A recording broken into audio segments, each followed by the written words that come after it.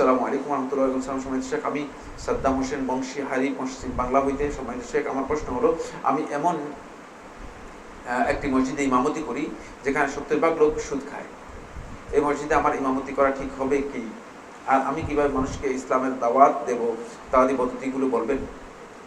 আপনার এই মসজিদে ইমামতি করা জায়েজ, কারণ ইমামতি করতেছেন আপনি মুসল্লিদের ইমামতি করতেছেন, সুদের সাথে আপনার কোনো সম্পর্ক নেই, সুতরাং আপনার ইমামতি করা জায়েজ। দ্বিতীয় হচ্ছে, এদের মধ্যে আপনার যে দাওয়াতি কাজ, প্রথম যে দাওয়াতি কাজ হবে সেটা হচ্ছে সুদের বিষয়ে খুবই জ্ঞান এবং দলিলের ভিত্তিতে তাদেরকে বোঝানো।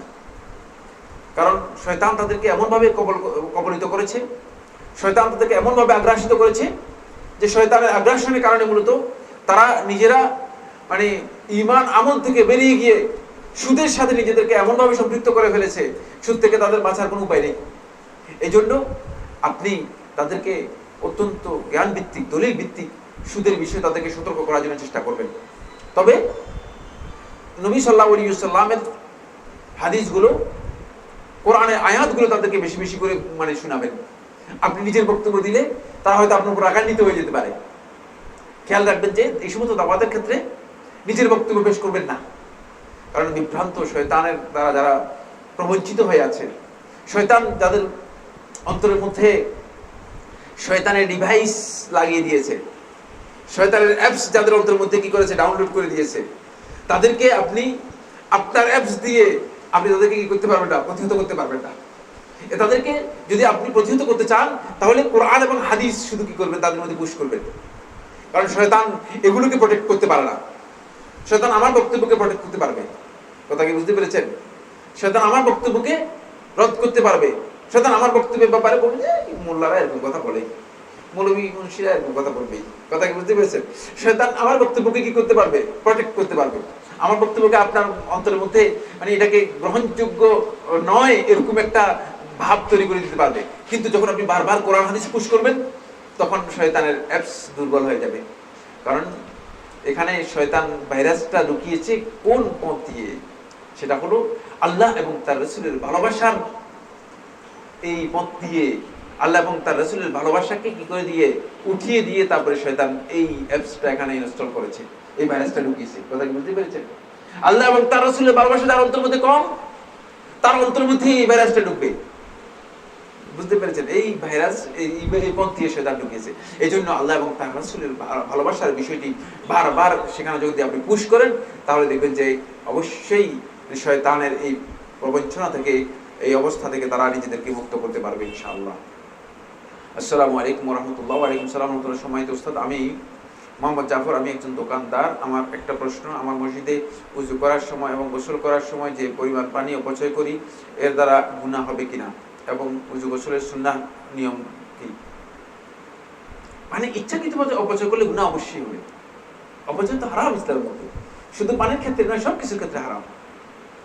ইচ্ছাকৃতভাবে যদি কোনো বান্দা তিনি উযু করার ক্ষেত্রে পানি অপচয় করে থাকে, তিনি অবশ্যই গুনাহগার হবেন।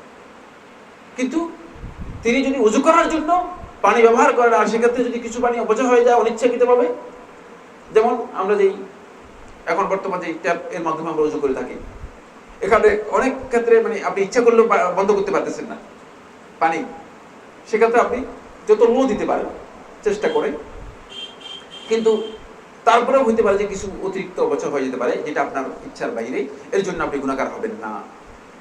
উযু এবং গোসলের ক্ষেত্রে মূলত নবী সাল্লাল্লাহু আলাইহি ওয়াসাল্লামের সুন্নাহ হচ্ছে যেটা, সেটা হলো নবী সাল্লাল্লাহু আলাইহি ওয়াসাল্লাম সবচেয়ে কম পানি ব্যবহার করতেন। পানির ব্যাপারে নবী সাল্লাল্লাহু আলাইহি ওয়াসাল্লামের অপচয়ের নীতি থেকে যাতে করে সরে আসা যায়, নবী সাল্লাল্লাহু আলাইহি ওয়াসাল্লাম কম পানি ব্যবহার করতেন। আর এই কম পানি ব্যবহার করার অর্থ এই নয় যে এখান থেকে আপনারা এই সবক নিবেন, এই দার্স নিবেন, বা এটা বুঝবেন যে আপনি উযুর অঙ্গ যেগুলো রয়েছে অথবা গোসলের অঙ্গ যেগুলো রয়েছে এগুলো কোনো রকম মুছে দিবেন, ধুইবেন না। না, এগুলো ধুইতে হবে আপনাকে, এগুলো ধৌত করা ফরজ যেটি, সেটা অবশ্যই ধৌত করতে হবে। কথা বুঝতে পেরেছেন? নবী সাল্লাল্লাহু আলাইহি ওয়াসাল্লাম ধৌত করতেন, কিন্তু সর্বনিম্ন পানি নবী সাল্লাল্লাহু আলাইহি ওয়াসাল্লাম করতেন, খরচ করতেন। সেক্ষেত্রে নবী সাল্লাল্লাহু আলাইহি ওয়াসাল্লাম সর্বনিম্ন পানি খরচ করতেন। আমরাও চেষ্টা করব, সুন্নাহ হচ্ছে সর্বনিম্ন পানি, সর্বকম সবচেয়ে কম পানি খরচ করা। কথা কি বুঝতে পেরেছেন?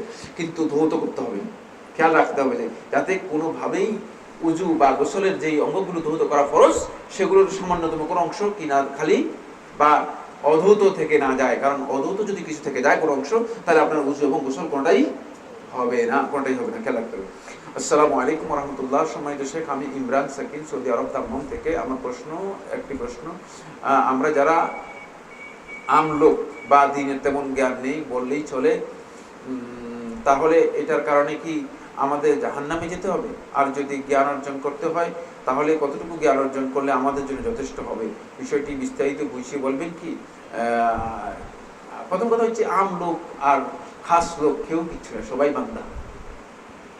কুল্লুহুম আতিহি ইয়াউমাল কিয়ামাতি ফারদা। প্রত্যেকে কিয়ামতের দিন একা একাই আসতে হবে। সবাই একা একাই আসতে হবে। সবাই আল্লাহ রাব্বুল আলামিনের কাছে বান্দা হিসেবে উঠতে হবে। কথা কি বুঝতে পেরেছেন? আম লোক আর খাস লোক এই কোনো লকব নিয়ে কেউ উঠবে না। আমি সাইফুল্লাহ, আরেকজন অমুক, কারো গায়ের মধ্যে লেখা থাকবে না। বুঝতে পেরেছেন? কিয়ামতের দিন সবাই আল্লাহর বান্দা হিসেবে উত্থিত হবে। সবাই আল্লাহর বান্দা হিসেবে উত্থিত হবে। সুতরাং আম লোক খাস লোকের কোনো বিষয় এখানে নেই। দ্বিতীয় নম্বর যে বিষয়টি, সেটা হচ্ছে এই আমলের জন্য যতটুকু জানা ফরজ, ততটুকু অবশ্যই ঈমানদার ব্যক্তিদেরকে জানতে হবে। কারণ আমলের মধ্যে ইলম না থাকলে এই আমল গ্রহণযোগ্য নয়। সালাত আদায় করার জন্য, আকীদার জন্য, সিয়ামের জন্য, তারপরে হজের জন্য, অন্য ইবাদতগুলো পালন করার জন্য যেই ইলম অর্জন করা ফরজ, বাধ্যতামূলক, সেই ইলম অবশ্যই আপনার কাছে থাকতে হবে। সেই ইলম আপনাকে অর্জন করতেই হবে।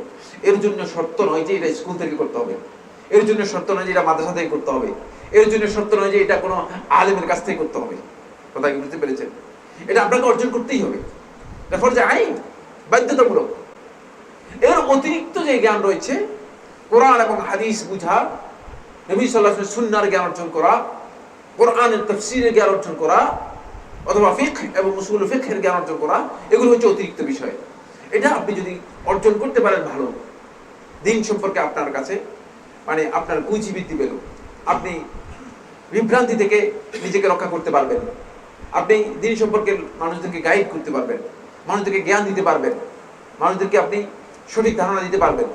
এটি আপনার অর্জন করা ভালো, উত্তম। কখনো কখনো এটা সওয়াবের কাজ, ইবাদতের মৌলিক কাজের মধ্যে অন্তর্ভুক্ত হবে। ইলম অর্জন করার যে ফজিলত রয়েছে, সেই ফজিলত আপনি লাভ করতে পারবেন। কিন্তু ততটুকু ফরজে আইন, যতটুকু আপনার অর্জন না হলে আপনি ইবাদতগুলো, ঈমান এবং ইবাদত, এই দুটি পালন করতে পারবেন না। এটা আপনার জন্য ফরজে আইন। এই জন্য শেখুল ইসলাম মুহাম্মদ ইবনে আব্দুল ওয়াহাব রাহিমাহুল্লাহ তাআলা এটাকে 3 প্রকার বলেছেন। এই জ্ঞানটাকে 3টা পর্যায়ে উল্লেখ করেছেন। এক, এটা জেনে নেন, মারিফাতুল আবদি রাব্বাহ। বান্দা তার রব সম্পর্কে জ্ঞান লাভ করবে।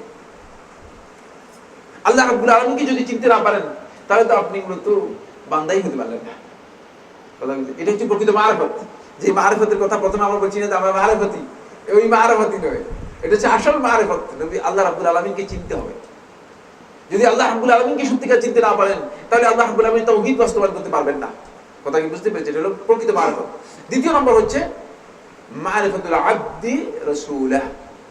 বান্দা তার রাসূল মুহাম্মদ সাল্লাল্লাহু আলাইহি ওয়াসাল্লাম সম্পর্কে জ্ঞান নেবে, পরিপূর্ণ জানতে হবে। এখানে আপনার বিভ্রান্তির মধ্যে থাকলে চলবে না। রাসূলুল্লাহ সাল্লাল্লাহু আলাইহি ওয়াসাল্লাম সম্পর্কে হাজার বিভ্রান্তি আমাদের সমাজের মধ্যে রয়েছে, হাজার বিচ্যুতি আমাদের সমাজের মধ্যে রয়েছে, আকীদার মধ্যে বিচ্যুতি রয়েছে। কথা কি বুঝতে পেরেছেন? বরং এই পথ ধরে শয়তান আমাদের হাজার মানুষকে বিভ্রান্ত করে ফেলেছে রাসূল সাল্লাল্লাহু আলাইহি ওয়াসাল্লাম ভালোবাসার পথ থেকে, যেটা আমরা আজকের আলোচনার মধ্যে বলেছি। সুতরাং এটা আপনার কাছে ক্লিয়ার থাকতে হবে যে নবী সাল্লাল্লাহু আলাইহি ওয়াসাল্লামের পরিচয় কি, নবী সাল্লাল্লাহু আলাইহি ওয়াসাল্লামের মর্যাদা কি, নবী সাল্লাল্লাহু আলাইহি ওয়াসাল্লামকে আপনি কোথায় রাখবেন, নবী সাল্লাল্লাহু আলাইহি ওয়াসাল্লামের স্থান কি, স্টেজ কি, এটা আপনার কাছে ক্লিয়ার থাকতে হবে। থার্ড যে জ্ঞান আপনার থাকতে হবে, সেটা হচ্ছে মারিফাতুল আবদি দীনাহু বিল আদিল্লাহ। দলিলের মাধ্যমে আপনি যেই কাজটি পালন করবেন, যে ইবাদতটি পালন করবেন, যে আমলটি করবেন, সেই আমল আপনার কাছে জানা থাকতে হবে। এই কাজটা আমি করতেছি, ঠিক করতেছি কিনা, নাকি আমি শুনলাম আর করলাম, এটা চলবে না। এটা আপনার কাছে কি থাকতে হবে? জ্ঞান থাকতে হবে। এই 3টি জ্ঞান অপরিহার্য জ্ঞান। এই 3টি জ্ঞান যিনি অর্জন করলেন, তিনি সত্যিকার অর্থে ইসলামের উপর টিকে থাকতে পারবেন। আমাদের কাছে যে প্রশ্নগুলো এসেছে, জাযাকুমুল্লাহ খাইর, এগুলোর উত্তর শেষ। আর আজকে আর সময় নেই। আপনারা জানেন তো, আমি ভালো অসুস্থ মানুষ, বুঝতে পেরেছেন? 8টা বেজে গিয়েছে। আমার মনে হচ্ছে আজকে আর আমরা আর প্রশ্নোত্তর দিতে চাই না।